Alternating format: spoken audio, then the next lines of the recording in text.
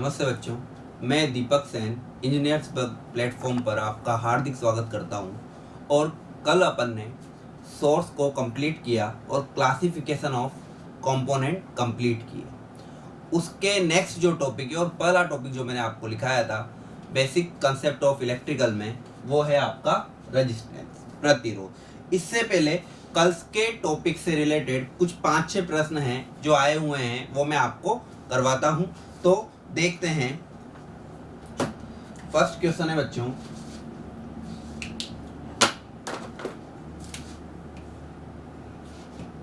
एक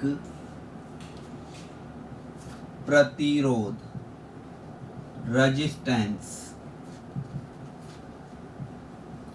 होता है। 4 ऑप्शन है और चारों आपने देखने हैं, फिर आंसर मैच करना है। एक रेजिस्टेंस होता है, अब क्या क्या हो सकता है एक रेजिस्टेंस? पहला ए ऑप्शन में लिख रहा हूं, by directional element,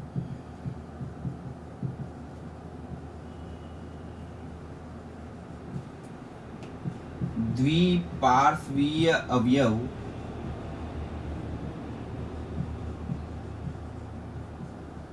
B option है बेटा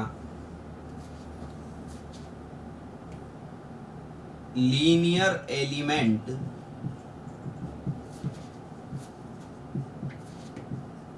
रेखीय अवयव, सी ऑप्शन है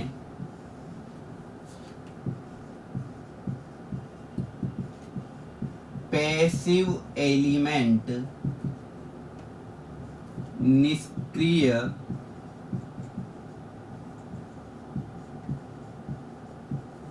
अवयव, और डी ऑप्शन है मेरे बच्चों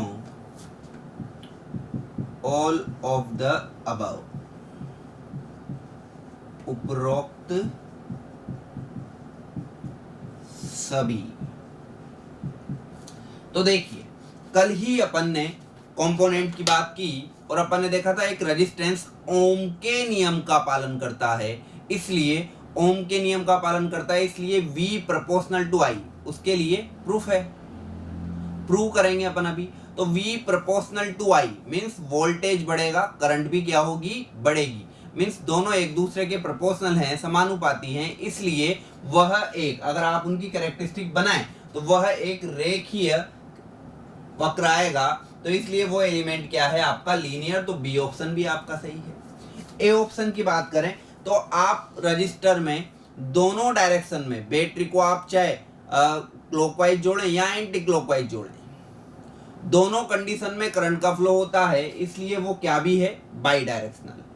तीसरा, क्या वो एक पैसिव एलिमेंट है? बिल्कुल है, क्योंकि उसकी खुद की कोई एनर्जी नहीं है, इसलिए वो कौन सा एलिमेंट है मेरे बच्चों, पैसिव एलिमेंट। तो ए भी सही है, बी भी सही है और सी भी सही है। तो आपका आंसर होगा all of the above, all of the above. ठीक है। ऐसे इसका नेक्स्ट क्वेश्चन है आपका, पहले एक बार इसका स्क्रीनशॉट ले लीजिए। तो अगला क्वेश्चन है,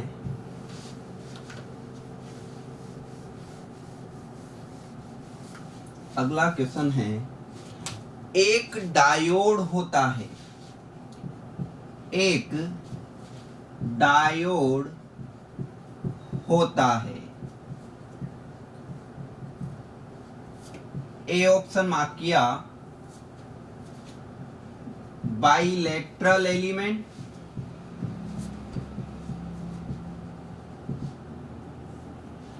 हिंदी में अगर अपन इसको लिखें तो द्विपार्श्वीय या द्विदिशीय अवयव। बी ऑप्शन अपन लिखें लीनियर एलिमेंट, रेखीय अवयव। सी ऑप्शन अगर अपन लिखें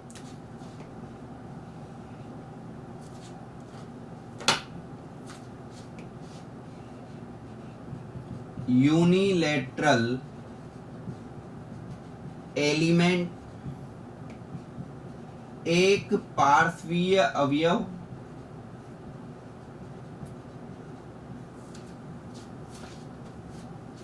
और डी ऑप्शन अपन देखें ऑल ऑफ द अबव। तो देखिए बेटा, डायोड क्या होता है, ये रहा आपका डायोड। इसको अपन ने सप्लाई से जोड़ा, एसी सप्लाई है पर मैं उसका फॉरवर्ड बायस ले रहा हूं। ये प्लस, ये पी और ये एन, पी प्लस से एन माइनस से। कौन सा बायस बेटा? Forward bias. और इसमें तो ये कंडक्ट करता है, परंतु जैसे ही मैंने निगेटिव ऑफ आया और बैटरी के टर्मिनल अपोजिट हुए प्लस एन से पी माइनस से, तो ये कौन सा बायस हो गया? Reverse bias. अब ये करंट का फ्लो नहीं करेगा। तो क्या दोनों दिशाओं में कंडक्ट कर रहा है? नहीं। तो पहला ऑप्शन रॉन्ग है। लीनियर, क्या इसकी कैरेक्टरिस्टिक V प्रोपोर्शनल I के रेस्पेक्ट में आती है? देखते हैं। अब यदि अपन इसकी कैरेक्टरिस्टिक बनाएं तो I और ये V ब्रेक ओवर वोल्टेज तक फॉरवर्ड बायस में यह कंडक्ट नहीं करता, और इसके बाद ये क्या करता है? कंडक्ट। क्या लीनियर एलिमेंट है? नहीं, क्योंकि ये कैरेक्टरिस्टिक रेखीय नहीं है। तो दूसरा ऑप्शन भी क्या हुआ? रॉन्ग। यूनिलैटरल बिल्कुल है, क्योंकि ये केवल कौन से बायस में वर्क करता है? फॉरवर्ड बायस के कारण। फॉरवर्ड बायस के कार्य करने के कारण यह आपका एक यूनिलैटरल एलिमेंट है। तो इसका आंसर क्या होगा मेरे बच्चों? सी। ठीक है, तो ये कल से ही रिलेटेड है। एक अगला प्रश्न अगर अपन लें, एक बार स्क्रीनशॉट ले लीजिए। अगला क्वेश्चन है, कहीं बार आया हुआ है, एक आइडियल वोल्टेज सोर्स का इंटरनल कंडक्टेंस होता है। ए ऑप्शन लिखा 0, बी ऑप्शन लिखा इनफाइनाइट,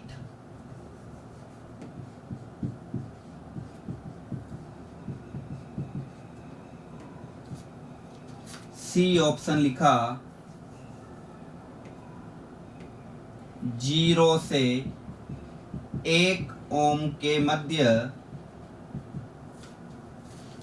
0 से 1 ओम के मध्य, और डी ऑप्शन लिखा 100 किलो ओम से ज्यादा। बहुत बढ़िया प्रश्न है बेटा। तो यदि अपन आइडियल वोल्टेज सोर्स की बात करें, तो आइडियल वोल्टेज सोर्स अपन ने देखा था कि इस तरीके से प्लस माइनस एक बैटरी, और उसके सीरीज में मैंने लगाया था रेजिस्टेंस।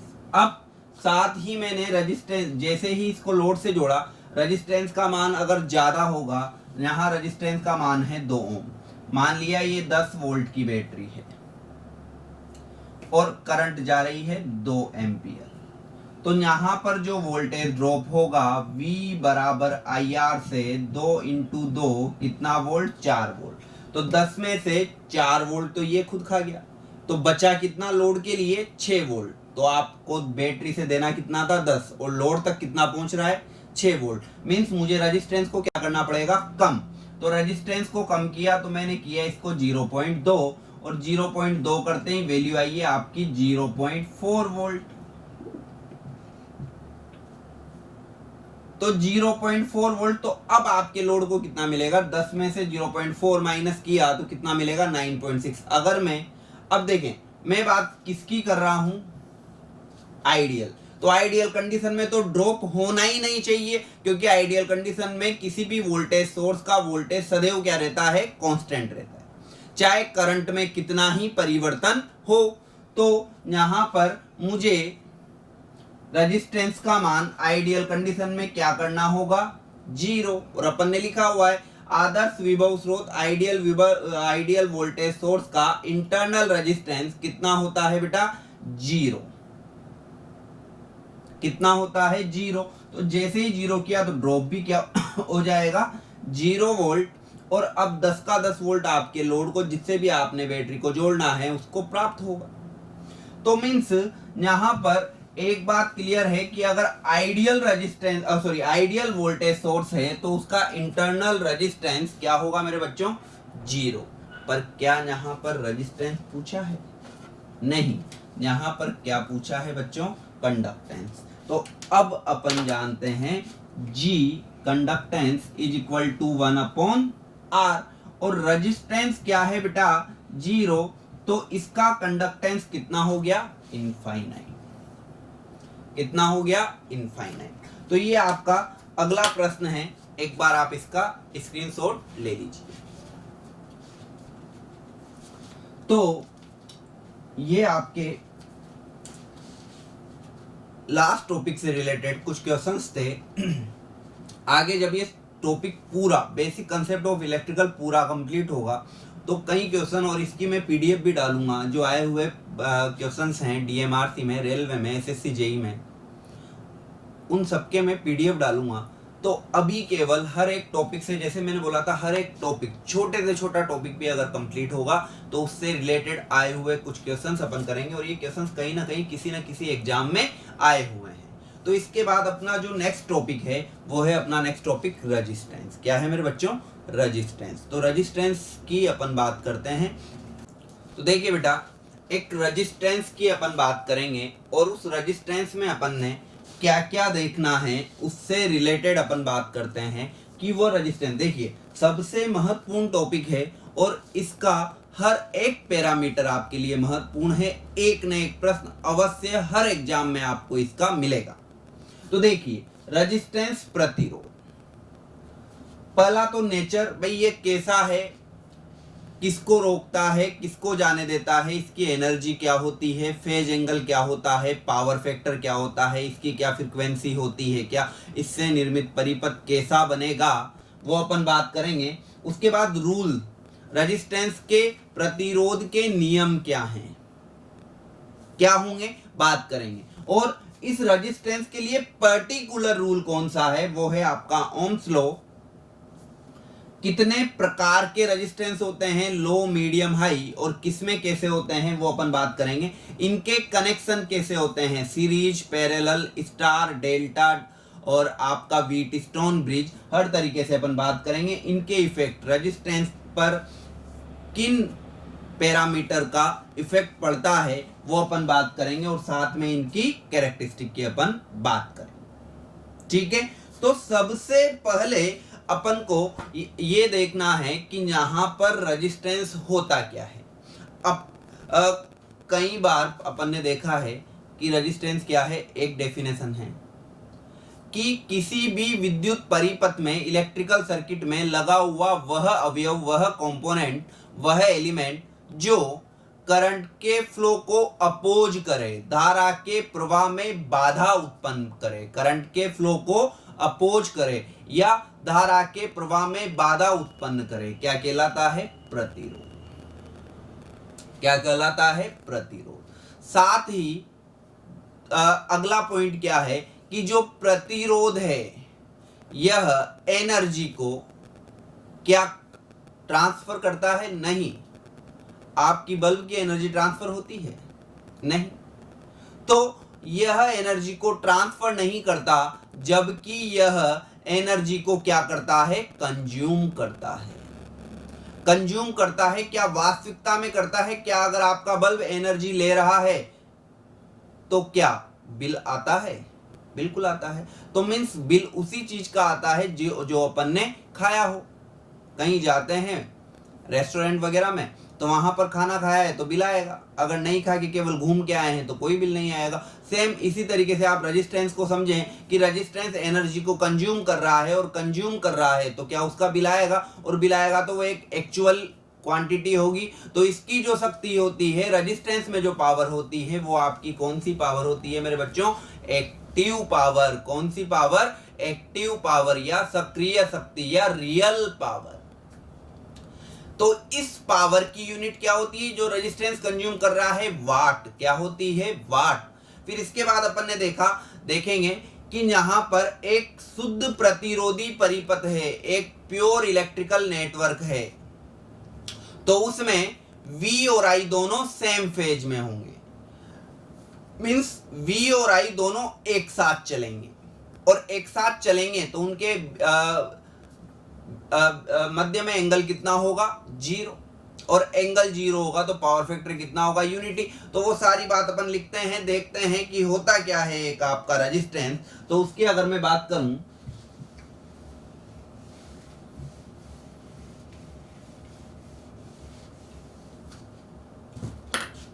तो सबसे पहले रेजिस्टेंस होता क्या है? पहली बात सबको जो पता है, किसी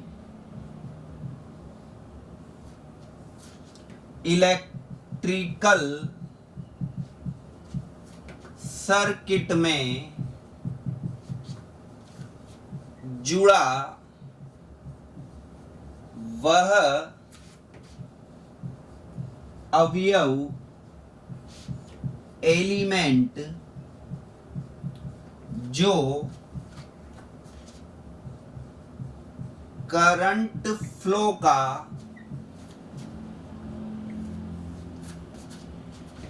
अपोज करे, हिंदी में बात करें तो धारा प्रवाह में बाधा उत्पन्न करे,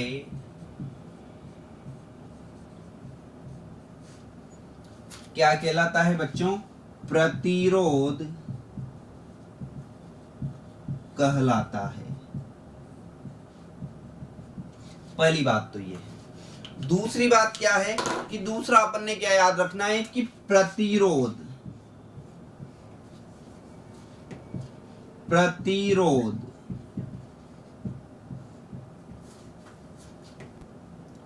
इलेक्ट्रिकल एनर्जी को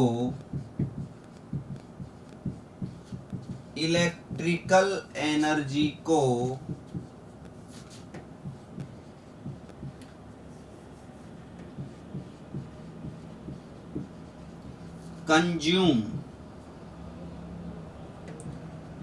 मीन्स अवशोषित करता है, परंतु स्टोर, संचित एवं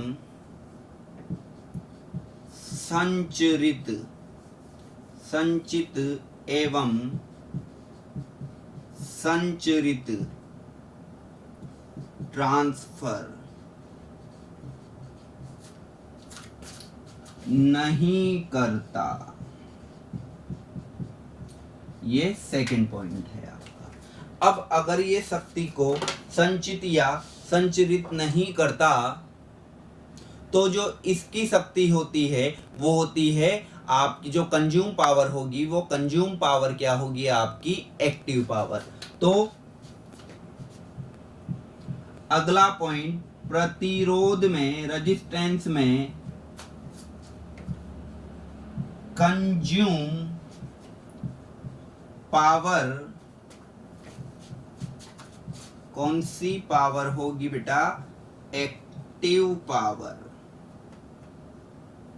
या सक्रिय शक्ति, या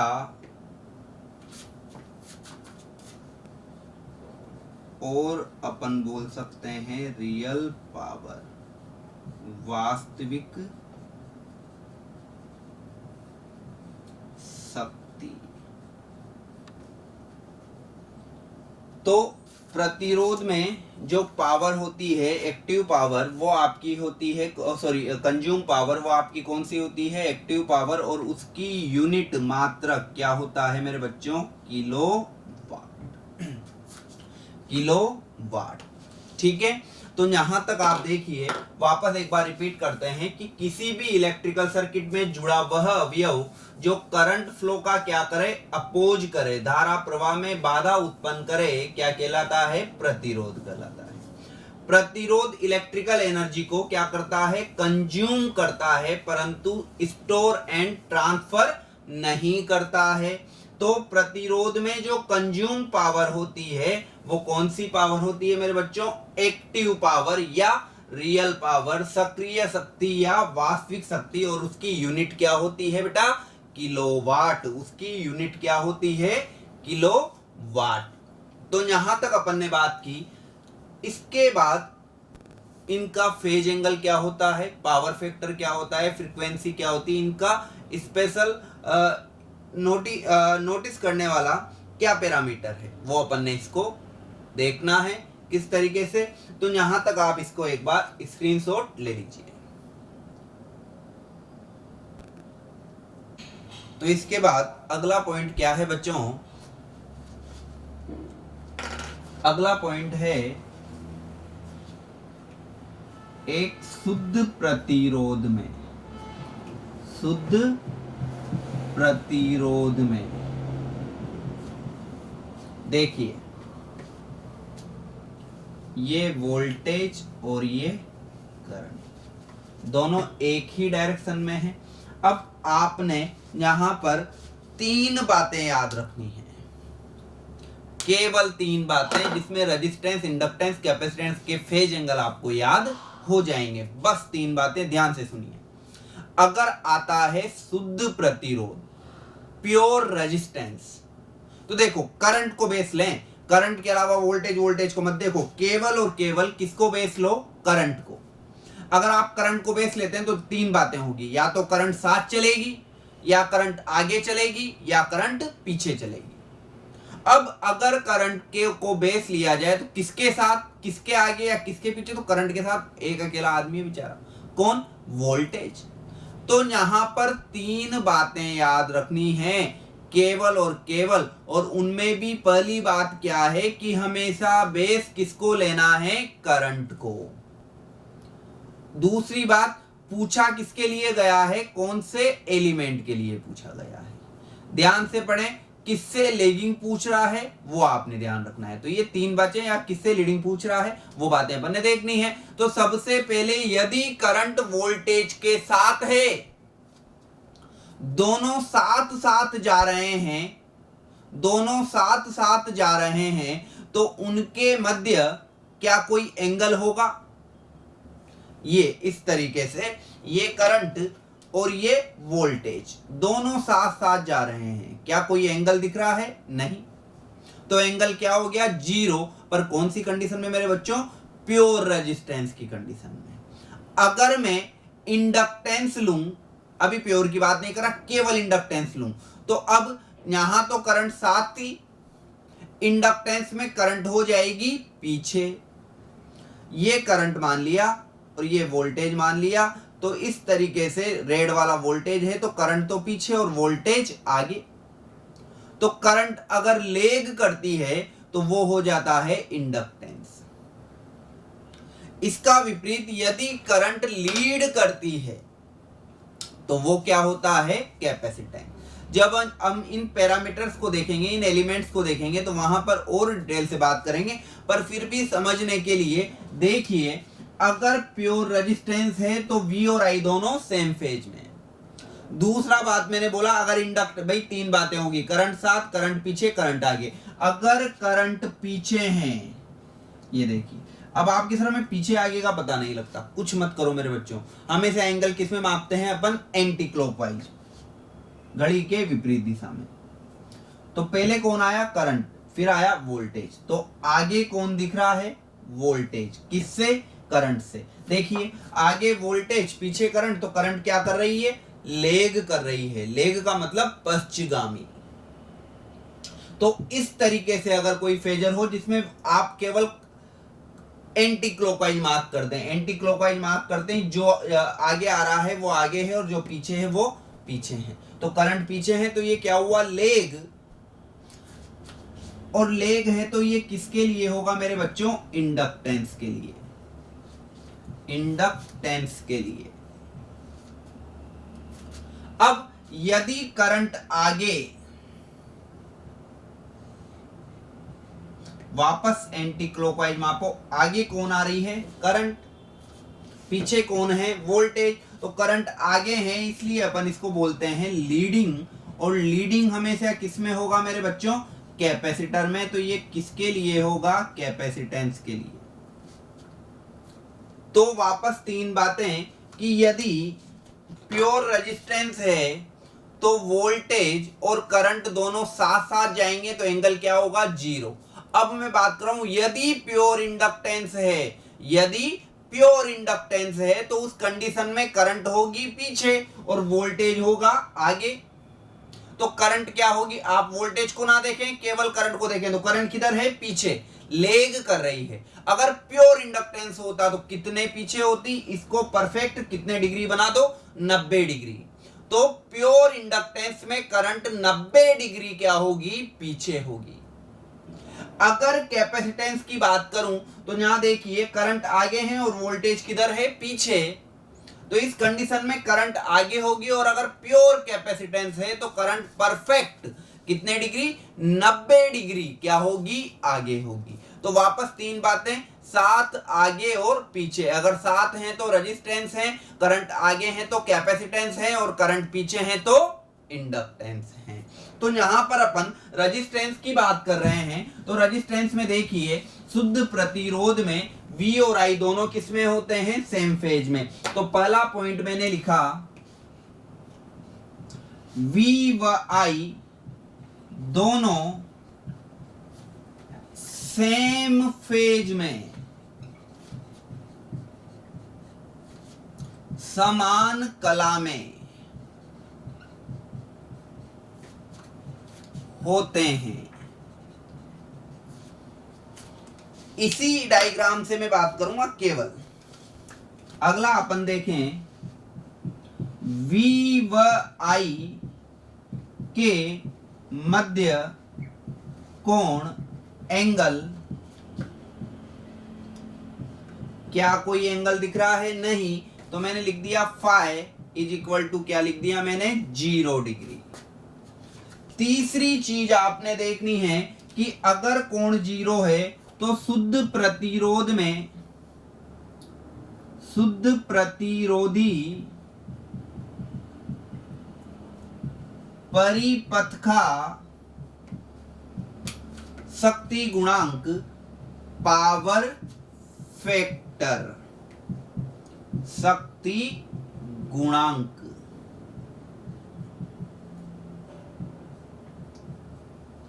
देखें बेटा क्या होगा।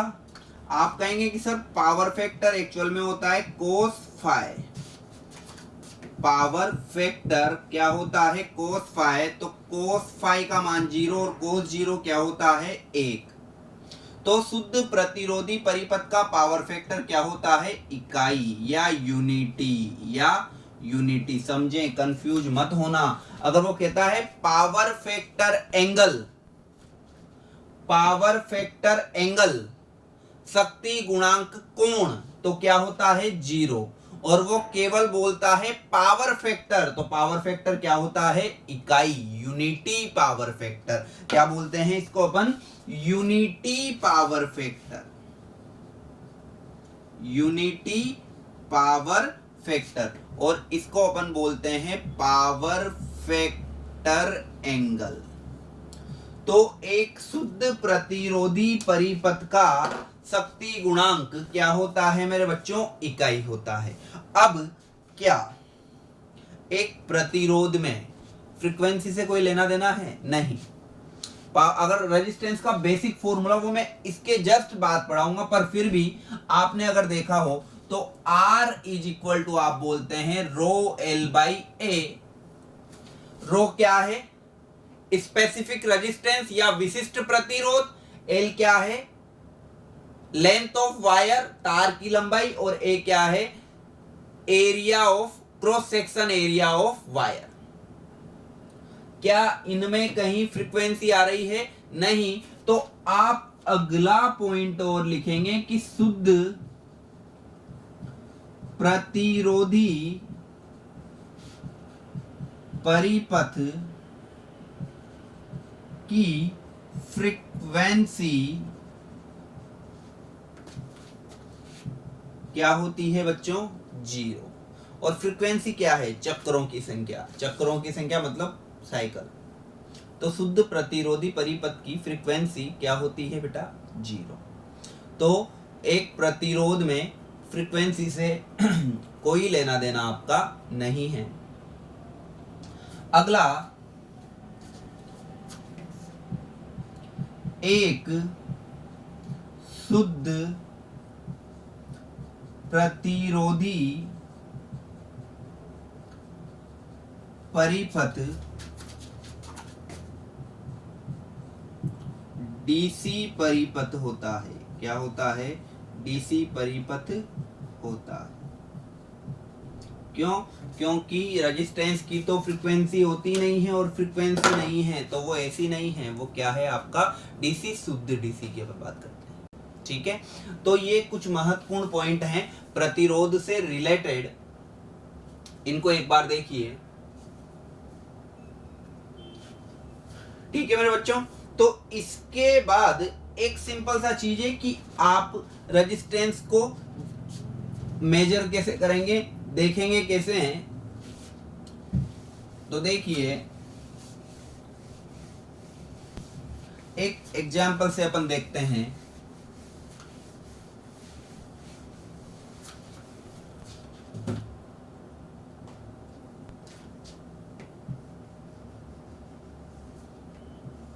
और इससे एक प्रश्न निकल के आएगा जो आपके डीएमआरसी में आया हुआ है। ये 10 वोल्ट की बैटरी है और ये जो रेजिस्टेंस है ये है 2 ओम का। मैंने करंट मेजर की, आई 10/2 V/R, 10/2 कितना एम्पियर? 5 एम्पियर। ठीक है, देखते जाना। इस 10 को मैंने कर दिया 20 वोल्ट। अब वापस करंट मेजर की, 20/2 कितना? 10 एम्पियर। तो यहां पर मैं एक चीज देखूं, क्या आप इस एलिमेंट को बदल सकते हो? नहीं। अगर 2 ओम को फिक्स रखो, 2 ओम को फिक्स रखो तो मैं एक रेशियो लेता हूं। मैं यहां देखता हूं V/I फर्स्ट के लिए। V कितना है? 10। करंट कितनी है? 5। कितना आया बेटा? 2 एम्पियर, सॉरी 2 ओम। R बराबर क्या होगा? 2 ओम। यहां पर अगर अपन देखें तो R = 20/10 V/I कितना ओम? 2 ओम। तो यहां पर मैं एक चीज देख रहा हूं कि किसी भी इलेक्ट्रिकल सर्किट में वोल्टेज का, अगर उसमें रेजिस्टेंस लगा हुआ है तो वोल्टेज का करंट के साथ रेशियो, वोल्टेज का धारा के साथ अनुपात सदैव क्या है? नियत है। और वो नियत मान ही किसके बराबर है?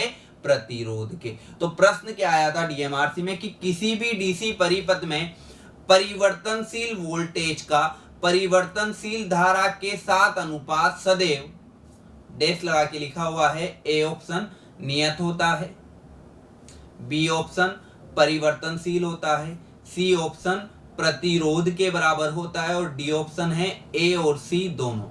तो अपन ने देखा परिवर्तनशील वोल्टेज को भी चेंज किया, करंट को भी चेंज किया, परंतु उनका रेशियो हमेशा क्या आया? कांस्टेंट आया। और वो कांस्टेंट मान ही किसके बराबर है मेरे बच्चों? रेजिस्टेंस के बराबर। तो इसको अगर एक लैंग्वेज के रूप में लिखें तो देखिए,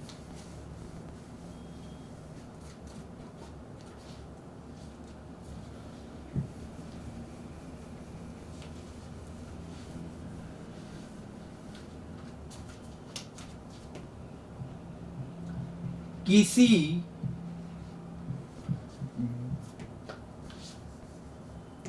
इलेक्ट्रिकल सर्किट में वेरिएबल परिवर्तनशील वोल्टेज तथा वेरिएबल करंट का अनुपात यदि नियत होता है तो वह नियत मान ही प्रतिरोध के बराबर होता है। और इसको इक्वेशन के रूप में अगर अपन देखें तो वोल्टेज का करंट के साथ रेशियो ही किसके बराबर होगा, रेजिस्टेंस के बराबर होता है। तो किसी इलेक्ट्रिकल सर्किट में वेरिएबल वोल्टेज तथा वेरिएबल करंट का रेशियो सदैव यदि नियत होता है तो वह नियत मान ही किसके बराबर होगा मेरे बच्चों, प्रतिरोध के बराबर होता है। वो नियत मान ही किसके बराबर होता है, वो नियत मान ही प्रतिरोध के बराबर होता है। तो यहाँ पर इस क्लास में अपन ने केवल रेजिस्टेंस का इंट्रोडक्शन देखा है कि रेजिस्टेंस का नेचर क्या होता है। वापस एक बार मेरे साथ रिपीट कीजिए कि पहला पॉइंट जो अपन ने बात किया था, देखो रेजिस्टेंस सबको पता है, वह अवयव जो धारा प्रवाह में बाधा उत्पन्न करता है। दूसरा चीज अपन ने देखा, रेजिस्टेंस इलेक्ट्रिकल एनर्जी को केवल और केवल, अगर शुद्ध है तो केवल और केवल क्या करता है, कंज्यूम करता है। और अगर कंज्यूम करता है तो वो स्टोर या ट्रांसफर नहीं करता है। तीसरा, अगर वो कंज्यूम करता है तो उसमें जो पावर कंज्यूम होगी वो कंज्यूम पावर रियल पावर या एक्टिव पावर, सक्रिय शक्ति या वास्तविक शक्ति कहलाती है, जिसकी यूनिट क्या होती है, किलोवाट। देखो बेटा, पावर की भी 3 यूनिट होगी एसी में, kVA kilovolt ampere, kVAR kilovolt ampere reactive, और किलोवाट। कैसे होगी ये अपन जब एसी सर्किट देखेंगे तो बात करेंगे। तो अगला अपन ने देखा कि अगर शुद्ध प्रतिरोध है तो शुद्ध प्रतिरोध में V और I दोनों सेम फेज में होते हैं। सेम फेज में होते हैं तो दोनों के मध्य जो एंगल होगा जिसे अपन बोलते हैं पावर फैक्टर एंगल, बोलिए मेरे साथ, सुन रहा हूं मैं, क्या होगा, 0। और अगर 0 है तो power factor cos phi cos 0 is equal to unity, इकाई शक्ति गुणांक होगा। शुद्ध प्रतिरोधी परिपथ की आवृत्ति क्या होगी बेटा, 0 होगी। आवृत्ति का काम ही नहीं है। अगला, अगर अपन केवल प्रतिरोध के लिए बोला है मैंने आवृत्ति का मान, ठीक है, वो आवृत्ति पर निर्भर नहीं करता प्रतिरोध, ठीक है। अगला, अगर शुद्ध प्रतिरोधी परिपथ है तो वो एक डीसी सर्किट की तरह रिएक्ट करता है। तीसरा अपन ने देखा कि किसी भी इलेक्ट्रिकल सर्किट में यदि वेरिएबल और वेरिएबल वोल्टेज और वेरिएबल करंट का रेशियो लिया जाए और वो कांस्टेंट आता हो बार बार, तो वो कांस्टेंट वैल्यू ही किसके बराबर होगी, किसके बराबर होगी, रेजिस्टेंस के बराबर होगी। तो आज अपन ने यहां तक देखा है। इसके बाद अगली क्लास में अपन देखेंगे रेजिस्टेंस के नियम, जो भी रेजिस्टेंस के नियम हैं, प्रतिरोध के नियम हैं। उसके बाद ओम्स रेजिस्टेंस के नियम के ही अपन कुछ क्वेश्चंस करेंगे जिनमें आप देखेंगे कि किसी तार को खींचा जाए, तोड़ा जाए, काटा जाए, या किसी तार में कोई तार जोड़ दिया जाए तो उनके रेजिस्टेंस पर क्या इफेक्ट पड़ेंगे, वो अपन नेक्स्ट क्लास में देखेंगे। उसके बाद ओम्स लॉ अपन बात करेंगे, फिर उनके बाद उनके टाइप्स की बात करेंगे। तो रेगुलर ही इस रेजिस्टेंस टॉपिक की ही आपकी अराउंड 8 से 10 क्लासें होगी, तब जाकर आपका एक रेजिस्टेंस कंप्लीट होगा। उसके बाद अपन एनर्जी की बात करेंगे। इस तरीके से आप पावर, एनर्जी, फिर इंडक्टेंस, कैपेसिटेंस सबकी बात करेंगे। तो इस तरीके से आपके लगभग 30 लेक्चर में आपका ये टॉपिक कंप्लीट होगा। तो अभी तक अपन ने आज तक इनके 7 लेक्चर, अराउंड 7 लेक्चर में रिकॉर्ड कर चुका हूँ, आप देखिए। अगर समझ में आता है तो मुझे लाइक कीजिए, सब्सक्राइब कीजिए, और कोई डाउट हो तो कमेंट कीजिए, और निरंतर जुड़े रहिए मेरे साथ। और आने वाले एग्जाम के लिए आपको शुभकामना देते हुए मैं ये लेक्चर यहीं समाप्त करता हूँ। धन्यवाद। जय हिंद, जय भारत।